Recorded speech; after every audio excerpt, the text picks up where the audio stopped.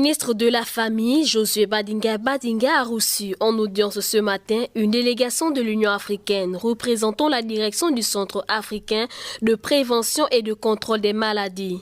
Le directeur de cette structure sanitaire est venu préparer le lancement des activités du centre collaborateur régional en Afrique centrale qu'abritera le Gabon.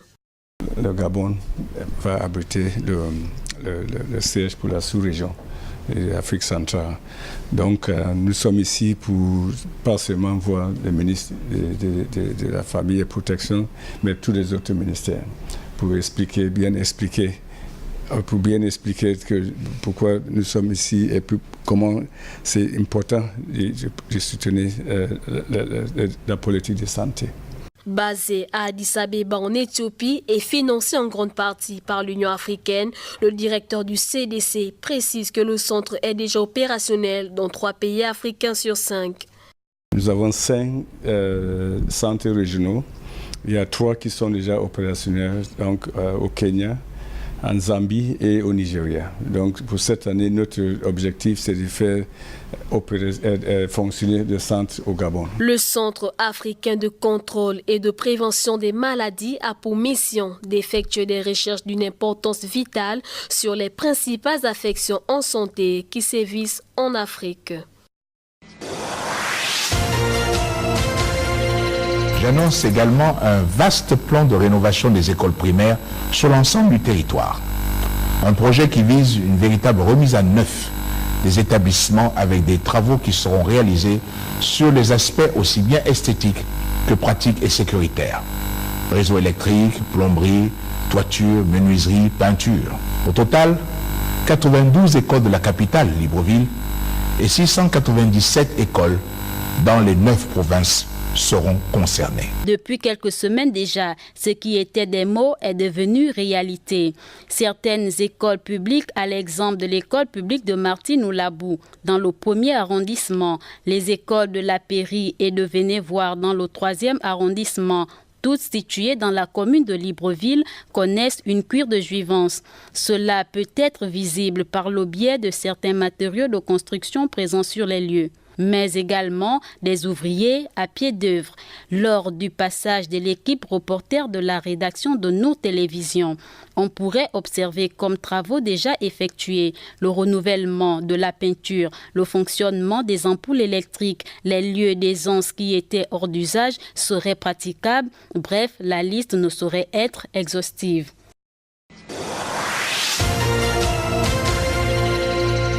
Les premiers responsables des écoles publiques, c'est-à-dire les directeurs interrogés ce jour, diraient avoir un sentiment de satisfaction face aux travaux qui s'effectuent présentement. C'est un réel sentiment de satisfaction dans la mesure où on s'en plaignait et c'est comme un cadeau tombé du ciel. Donc nous ne pouvons que nous réjouir et adresser une vive reconnaissance aux plus hautes autorités à travers lesquelles le chef de l'État. La plus belle femme ne peut que donner ce qu'elle a. Le chef de l'État quand même a fait un effort par son gouvernement de faire en sorte que certaines écoles soient réhabilitées, notamment la nôtre. Avant, les enfants faisaient les selles dans la nature. Aujourd'hui, on a cette chance-là, que notre école soit réhabilitée et faire en sorte que nous ayons des toilettes fonctionnelles en ce moment. C'est déjà une bonne chose. Et au niveau aussi de l'électricité, quand il pleuvait, les classes étaient sombres, donc on ne pouvait pas dispenser les cours normalement. Aujourd'hui, comme vous avez pu le constater, les classes sont éclairées. Et même s'il y a des intempéries, les enseignants aujourd'hui peuvent faire normalement cours sans que les enfants disent bon, on ne voit pas bien au tableau. Les classes sont vraiment éclairées et c'est bien. Donc ce sont des choses, autant de choses que nous constatons, que nous voyons et ce n'est pas fini encore. Nous avons une barrière là-bas qui est sur le point d'être réfectionnée parce que ça constitue déjà un danger pour les enfants. Donc vous voyez déjà qu'on ne peut qu'être satisfait. Brice Alain Vumbi, directeur de l'école publique de la Pairie, souhaiterait que la cour de récréation soit aussi inclue dans les 10 travaux vu sa dangerosité. La cour de récréation qui est jonchée des pierres Hein.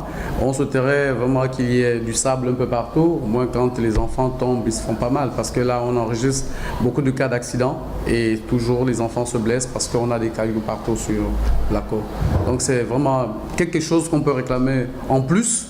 Certes que beaucoup reste encore à faire au dire, mais il n'en demeure pas moins que l'initiative du chef de l'État est salutaire.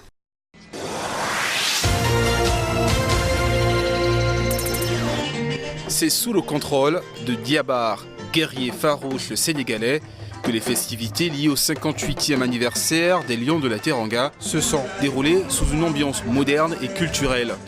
Rehaussée par la présence du représentant du président sénégalais Macky Sall ici au Gabon, de quelques hautes personnalités politiques administratives qui, de jour comme de nuit, militent pour préserver la bonne gouvernance de ce pays frère et ami.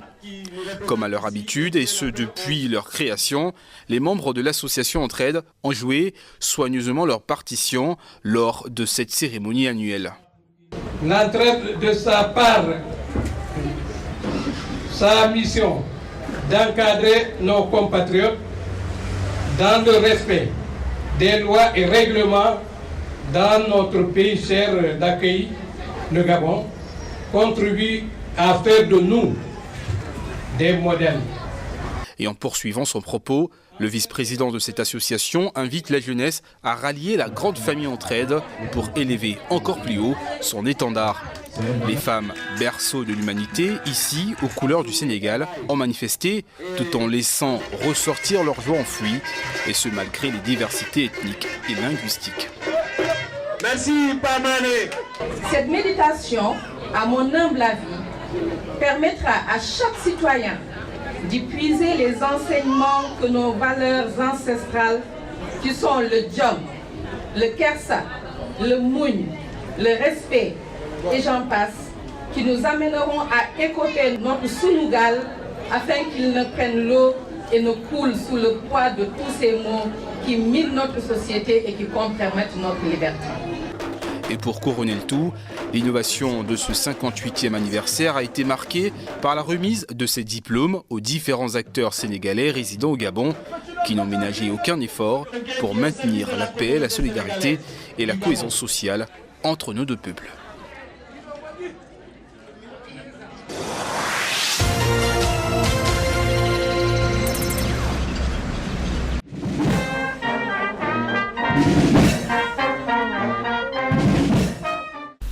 La communauté sénégalaise du Gabon célèbre en ce 4 avril 2018 son 58e anniversaire, date de son accession à la souveraineté internationale.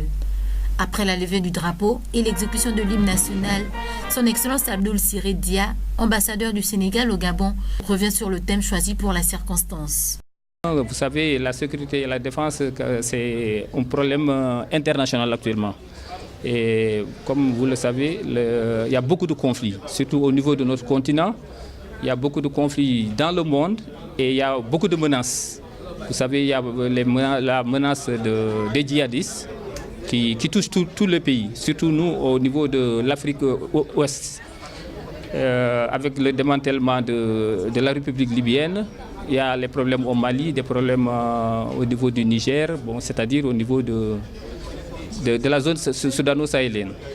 Ce 58e anniversaire est l'occasion pour le peuple sénégalais, à travers son ambassadeur, de faire le bilan à l'entame du mandat du président Macky Sall, mais aussi inviter la communauté résidente en terre gabonaise à faire preuve d'exemple et demeurer une communauté unie.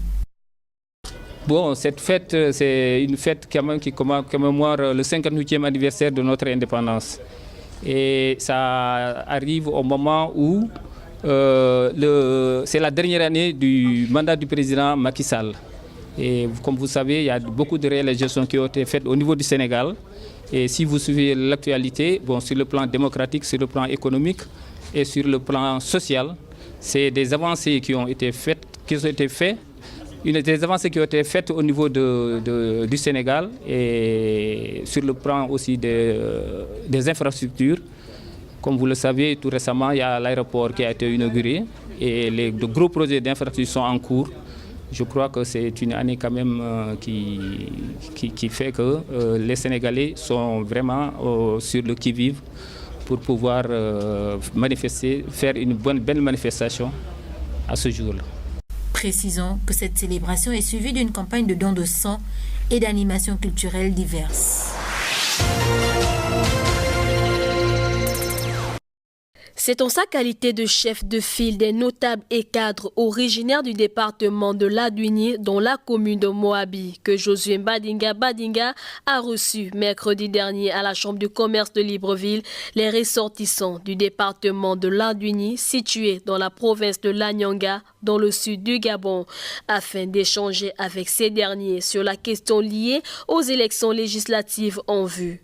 Au cours de ces temps d'échange et de partage, Josué Mbadinga Badinga a exhorté ses pères, mères, frères et sœurs à apporter leur soutien aux candidats du Parti démocratique gabonais, ce qui serait une véritable motion de soutien au chef de l'État Ali Bongo Ondimba. J'ai invité les uns et les autres parce que ceux que j'ai appelés à cette réunion, ce sont ceux-là qui soutiennent la politique du président de la République, son Excellence Ali Bongo Ondimba. Je les ai invités à tout mettre en œuvre pour que le cercle, pour que le nombre de ceux-là qui soutiennent la politique du président de la République Ali Bongo Ondimba soit encore plus grand, le nombre des soutiens au président, et qu'à l'occasion des législatives qui vont arriver, que les uns et les autres soient actifs sur le terrain pour justement assurer le résultat en faveur du président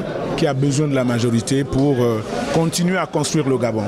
À la question de savoir si le PDG pourrait compter sur les ressortissants de Moabi à cette prochaine échéance électorale au regard des résultats produits par cette localité lors des dernières élections présidentielles, Josué Mbadinga Badinga a répondu.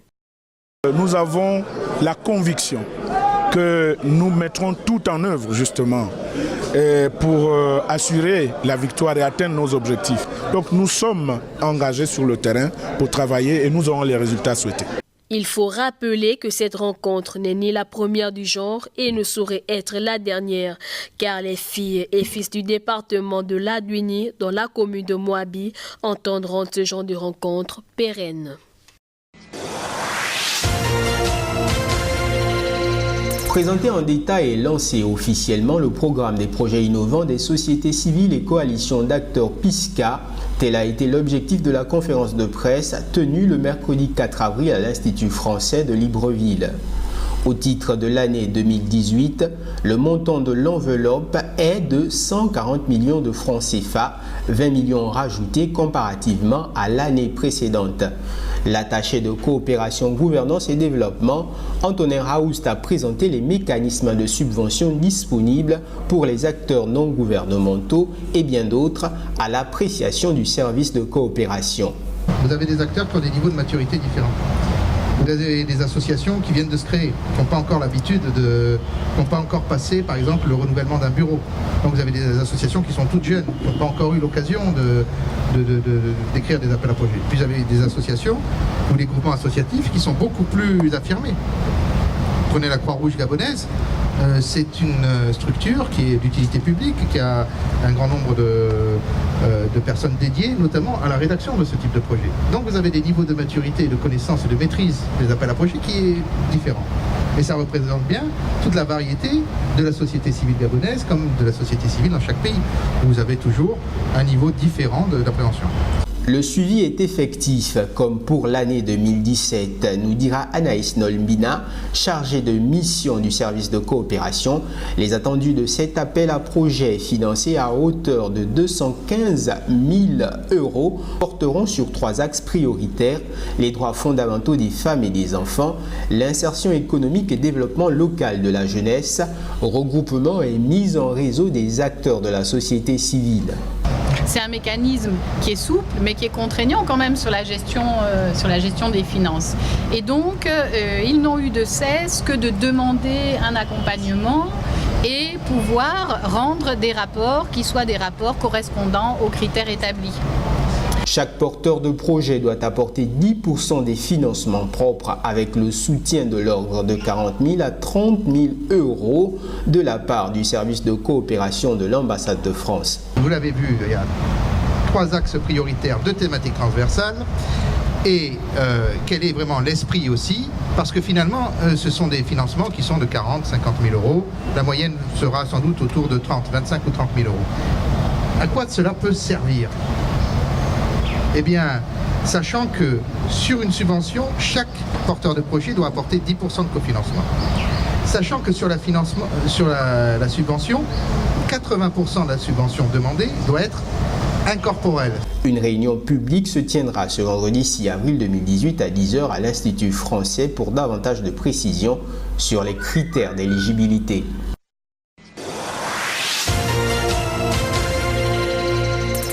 Lors de cette conférence de presse animée respectivement par l'attaché de coopération, gouvernance et développement et de la chargée de mission du service de coopération culturelle de l'ambassade de France, la question du bilan chiffré de l'année 2017 a été abordée.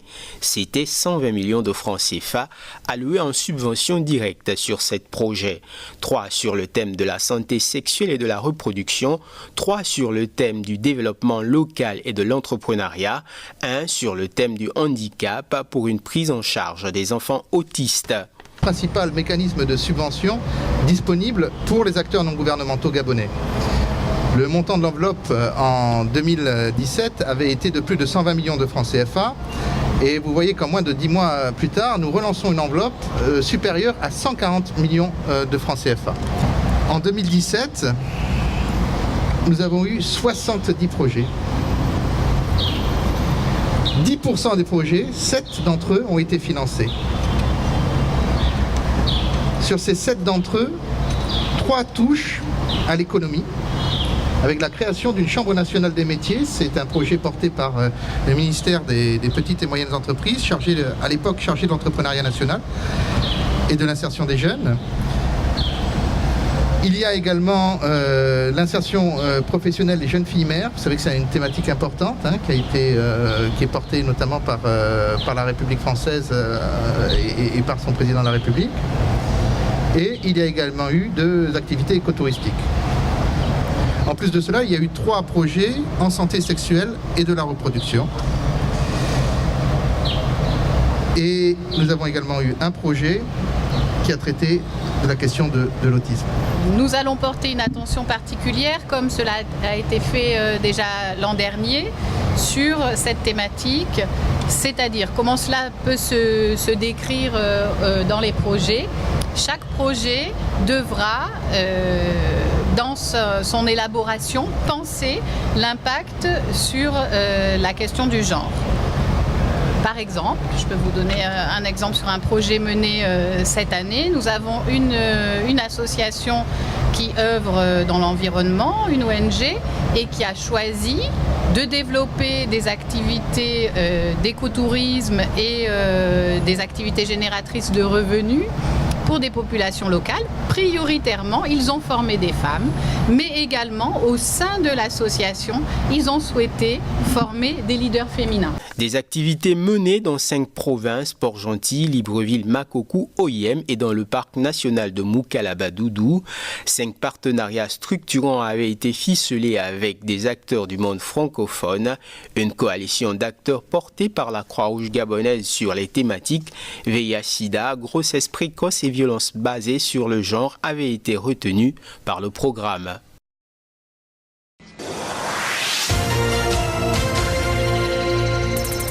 Les décharges à ciel ouvert propices à la prolifération des microbes et propagation des épidémies, tel est le spectacle qu'offrait Libreville pendant des semaines. Cette situation est née d'un dysfonctionnement perceptible dans la collecte des ordures par la société chargée du nettoyage de la ville. Le problème est presque réglé, les activités reprennent sur le terrain et le ministère en charge de l'aménagement du territoire vient de lancer une sorte d'opération coup de poing de nuit à la satisfaction des populations qui n'en pouvaient plus du cauchemar pestilentiel. Ça nous fait un grand bien à tous, mais tout ce qu'on demande, c'est qu'on puisse redonner à Verda plus de moyens pour pouvoir accomplir ces tâches-là. Vraiment, nous sommes sauvés. Merci encore, Monsieur le Président de la République. Merci à Verda et merci au ministre. En s'acquittant de la dette de 16 milliards de francs CFA due à la société de ramassage des ordures à Libreville, le gouvernement a reconnu sa part de responsabilité dans cette situation déplorable, gênante et préoccupante.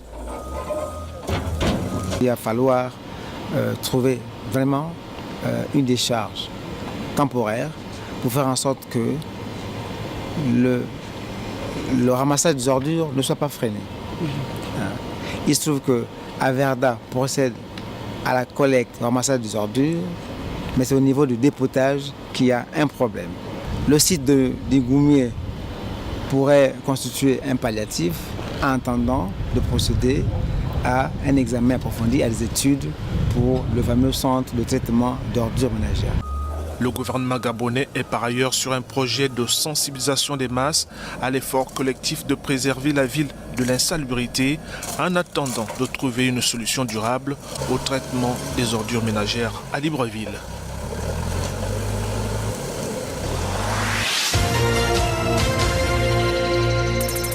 Le parking du grand centre commercial de Libreville s'est transformé, du moins pour cette journée, en un centre de transfusion sanguine. L'initiative est du ministère de la Santé par le biais du Centre national de transfusion sanguine qui vient de lancer l'unité de collecte de mobile de sang. L'objectif à court terme, à moyen terme aussi, c'est d'éviter qu'il y ait des compensations.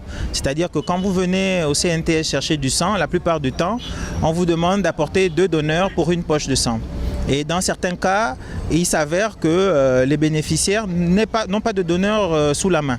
Donc l'objectif, c'est d'augmenter la capacité de collecte pour permettre à terme d'éviter aux bénéficiaires d'apporter des donneurs. Si le service fonctionne correctement et qu'on arrive à augmenter notre capacité de collecte, je pense qu'on pourra affranchir les demandeurs de donneurs. Chaque don sauve des vies. Le CNTS dépend exclusivement des donneurs volontaires. Le donneur de sang bénéficie d'examens de laboratoire parce qu'il y a des tests qui sont effectués sur ses poches. Il y a 4 tests qui sont des tests de virologie. On fait des tests sur l'hépatite B, l'hépatite C, VIH et syphilis. Donc ces tests sont gratuits et les résultats sont mis à disposition du donneur. Le procédé reste le même après un contrôle chez le médecin sur les lieux pour vérifier l'aptitude du donateur. La transfusion peut se faire sans risque.